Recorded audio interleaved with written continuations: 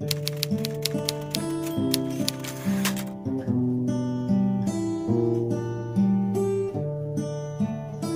na. Ilang ulit mo pang kailangang masaktan. Ilang gabi pa ang itatapon mo sa pagluha sa taong iniwang buo kang nasira. Hindi ka ba napapagod?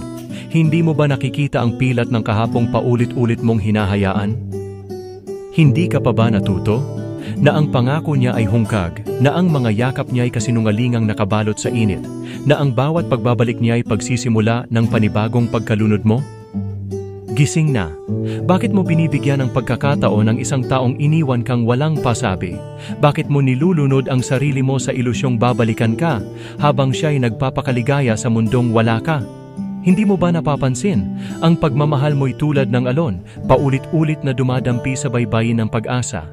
Ngunit tinatangay din pabalik ng dagat ng kawalan. Gising na. Buksan mo ang iyong mga mata sa realidad na hindi lahat ng umaalis ay may balak bumalik. Na hindi lahat ng sinasabi niyang mahal kita ay totoo.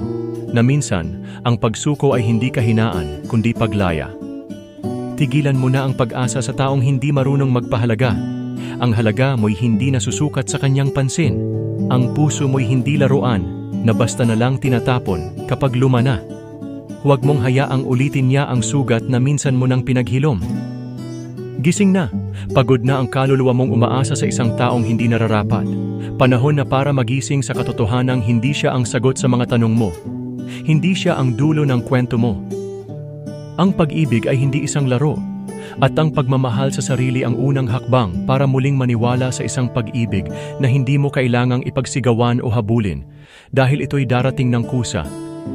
Kaya gising na.